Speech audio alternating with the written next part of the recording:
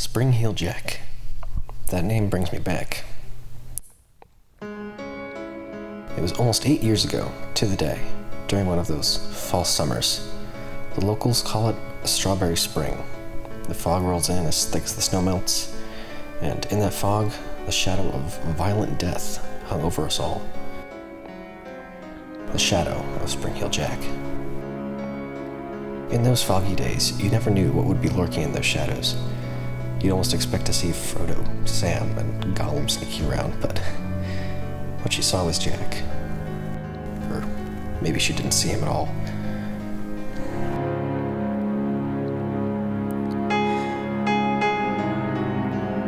Her name was Gail Kerman, and everyone said they knew her. They'd had an art class with her, someone dated her friend, or they smoked with her.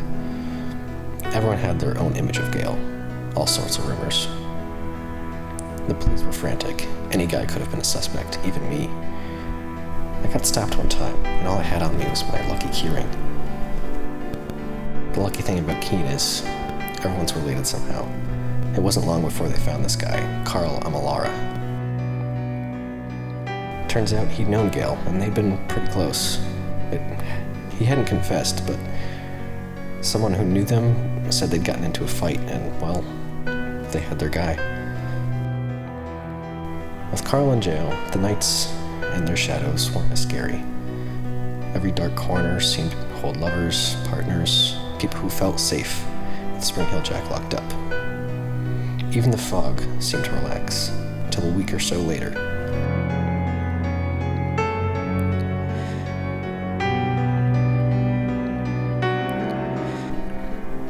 Her name was Anne Bray, and this time, everyone knew her. She was the queen of campus.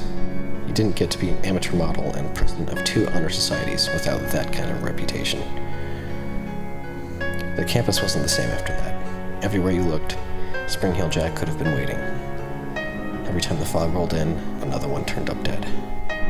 The police didn't have anyone to arrest, although they did accidentally kidnap a student who'd passed out on a bench.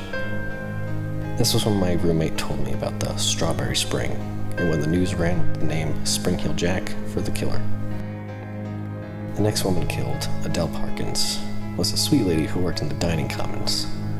The state police were patrolling now, but couldn't catch anyone. Next was Marsh Curran, a commuter student who no one saw come to campus that night. They didn't see Spring Heel Jack either, when he got him. It wasn't long after that spring break got moved up a week. That way, the Strawberry Spring would be over before anyone else could be killed. I rode with a group of students back home. Any one of us could have been Jack. I graduated a couple years later, moved in with my partner, and we've made a life for ourselves. We felt safe and keen. Jack hadn't killed anyone in those 8 years, but then we both saw it.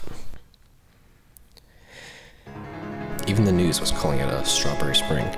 First in 8 years, in the same article where they said a girl had been killed up by the town square. She was not all there. My partner was upset. They wanted to know where I was last night. I can't tell them because I can't remember. I can't remember leaving work late, the fog creeping in, turning on the headlights to see, and then nothing. I've been thinking about the foggy nights where I had a headache, got some fresh air, all those shadows lacking any shape, any substance. For some reason, I remember the trunk of my car, such an ugly word, trunk. I feel afraid to open it. Why am I afraid to open it? I can hear my partner in my head crying. I think I was with someone else last night.